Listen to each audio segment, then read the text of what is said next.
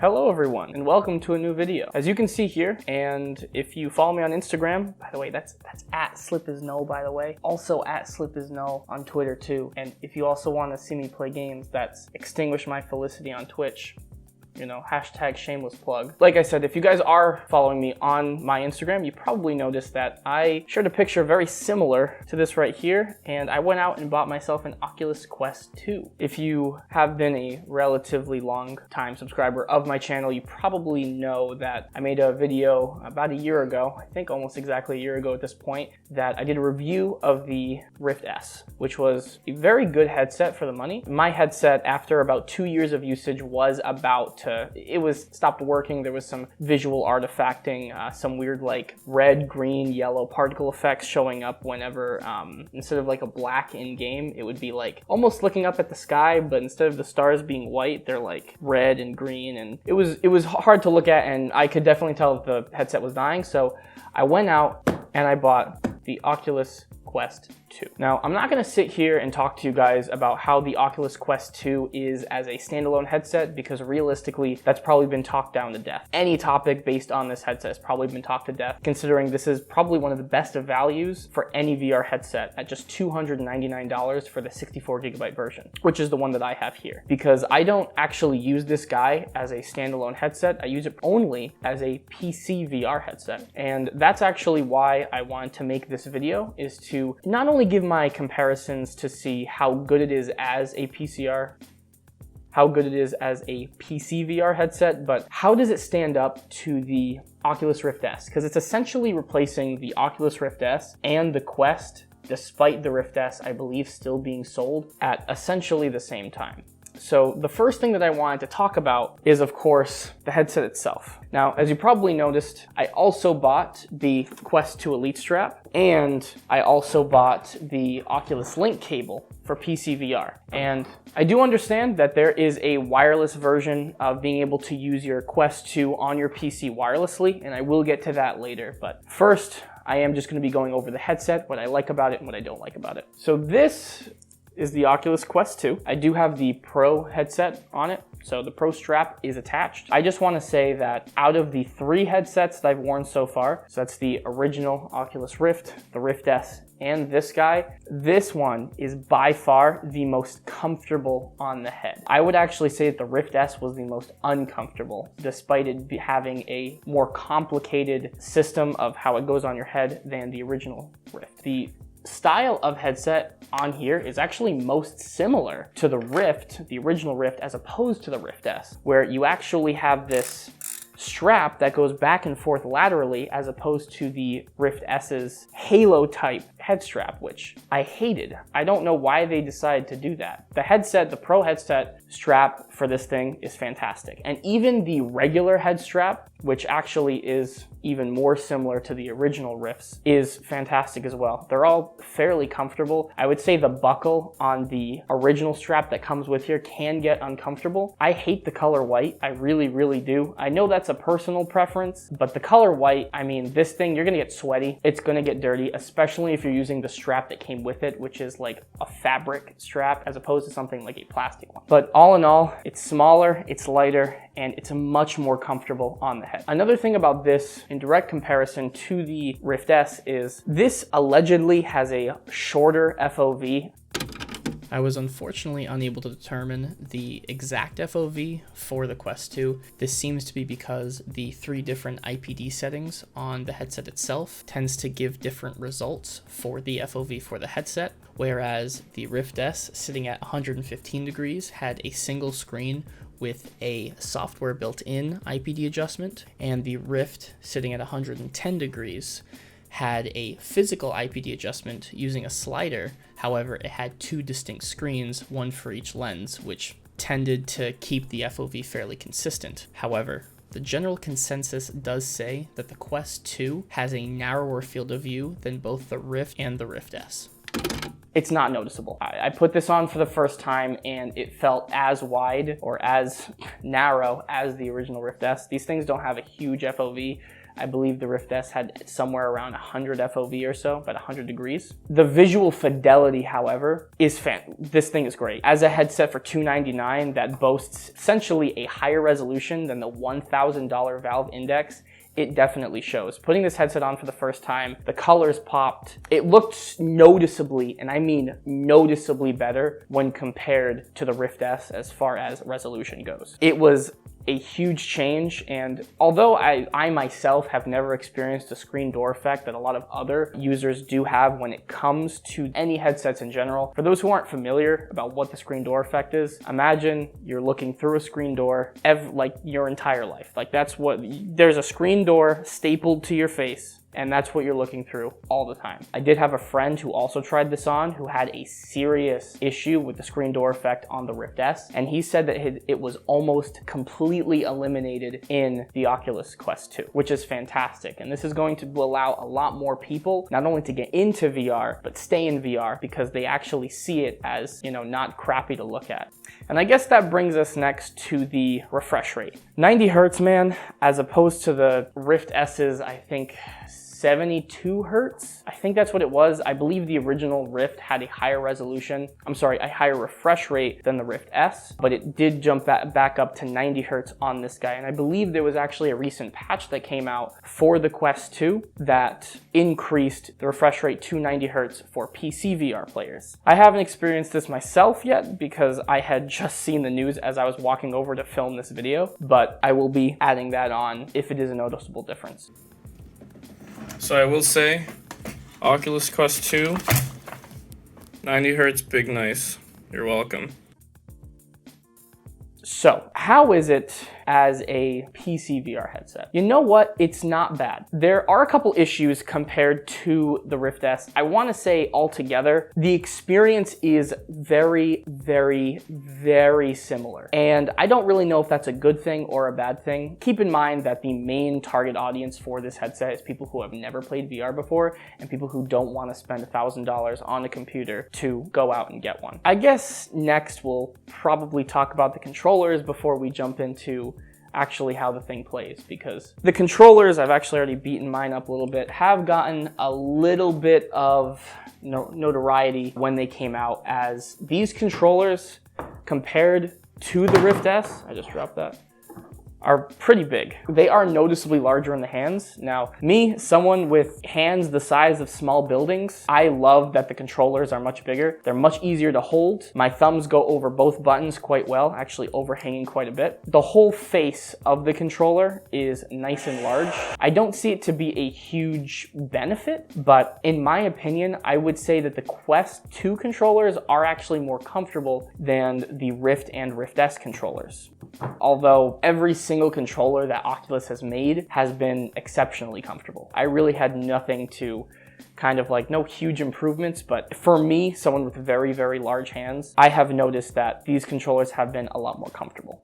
The wrist straps are far superior to the Rift S's. The Rift S's had like these flat, rubbery wrist straps. Mine broke. Straight up, they broke. They did not hold up. Definitely going with a rope strap is a far superior way to go. Tracking with the controllers hasn't been an issue. However, if we move back to the headset, that is probably one of the first things that I wanted to talk about when using the Quest 2 as a PC VR headset. So how's the tracking like?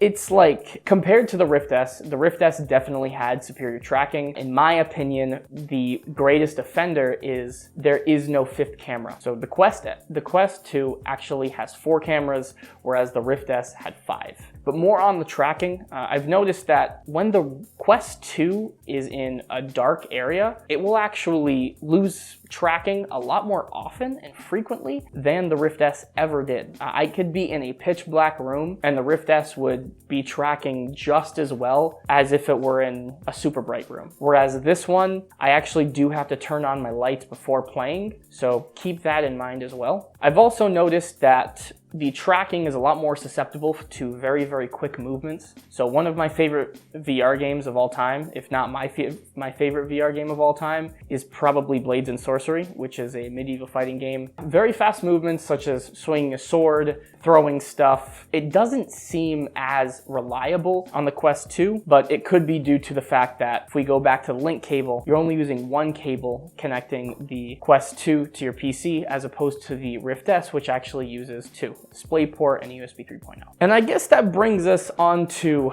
the Oculus Link cable. I have it here in all of its wonderful glory. This thing is 5 meters, which is a pretty big boy. It needs to support at least USB 3, I believe. It might be 3.1, but I believe it's USB 3, the same as the Rift S. Compared to using PC VR wirelessly via virtual desktop, having a cable is far superior. That isn't to say, however, that using PC VR wirelessly to the Quest 2 using virtual desktop is bad. So I want to say that the Link cable is about $80 and virtual desktop on the Oculus Store is about 20 bucks. So of course, figure out your budget accordingly. I think the clear winner, obviously, I think everyone knew this, is going to be the Link cable. The Link cable, I will say, surprised me. I was not expecting the cable to be built as well as it is. Of course, long-term usage will show that over the course of time. I know that my cable in particular on my Rift S did get pretty mangled. It never disconnected on me or had any issues, but I could definitely see this cable breaking. And one of the more disappointing things on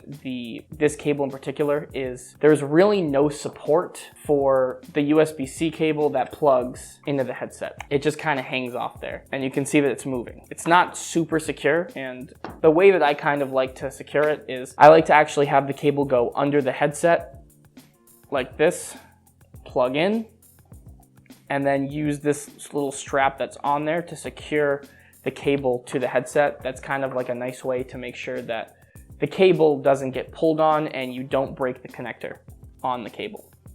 But yeah, PC VR is about what you'd expect. The interface, if this is a question that anyone has who's actually coming from a Rift S over to a Quest 2, the interface on the Quest 2 itself as a standalone headset does look very different from the interface that you're probably used to by using an original Oculus Rift or a Rift S. However, as soon as you plug in PC VR, it's going to ask you if you want to connect to your computer and use the beta of PC VR, or Oculus Link beta, that's what it's called, and then the actual visual interface looks identical to the Oculus Rift and the Rift 2. So a couple more points that I want to get on, and I probably should have talked about this when I actually got to the controllers, is for anyone who's wondering, the controllers are still using AA batteries. I know some people with the Rift S did have an issue where while playing, the battery will actually come out of the slot and of course disconnect the controller. I never had this issue. If anything, the battery is actually harder to put into the Rift S. But yeah, in the Quest, it seems to be pretty in there. It's not going to come out no matter what you do. But another thing that I had about the battery is I did say that having the battery on the Rift S controller was fairly disappointing because we had already had the battery on the original Rift. They use AA's. Why? Why do they use AA's? They should be rechargeable.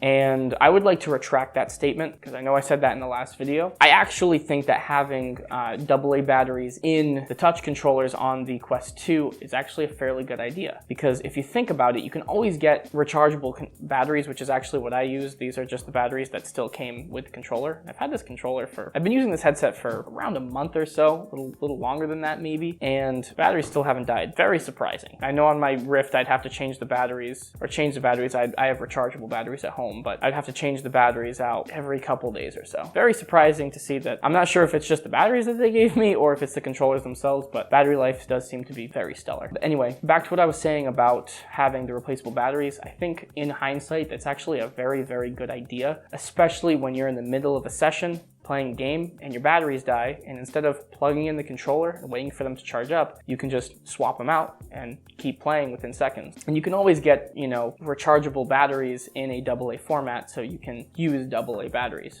Oh, also, how does wireless work? So the wireless on the headset, wireless PCVR, is surprisingly good. I have heard that some routers that support Wi-Fi 6, people are getting a lot more reliable connection and better latency as opposed to older routers. My router is Wi-Fi 5, but I actually have a router extender or a Wi-Fi extender that's Wi-Fi 6 compatible. And realistically, it's not bad, you know? For someone who's coming from no headset to a Quest 2, I think it's fairly passable for PCVR. Imagine being able to play in a different room than where your computer is. Although that being said, this cable is going to be a lot better. But playing with no cable is very freeing. So there is a lot of boxes on both sides that will be checked off that you'll have to weigh in order to see which is the superior experience. Anyway, thank you all for watching. Hope you had a great day. Please comment in the video what your thoughts are on virtual reality as a whole, how you like the Quest 2, if you think it's a stupid idea, or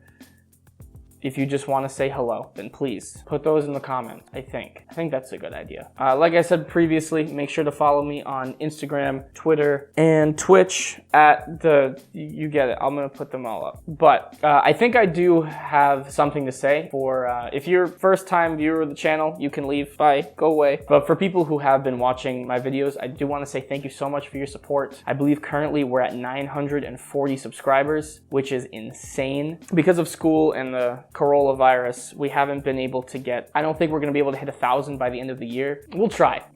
I still have hope that we can probably hit 1,000 by the end of the year, but honestly, regardless of that, we're going to hit 1,000 soon, that's insane. That's 1,000 people going like, click. But like I said, I do need to give you guys an explanation. Right before I stopped making videos for, I think it's been 3 months at this point, I said I would make videos every Saturday. And I did that for about a month, so about 4 videos. My 5th video was supposed to be my last Saturday video. Unfortunately, I actually never got around to that. I know I posted something on Instagram, still working on it.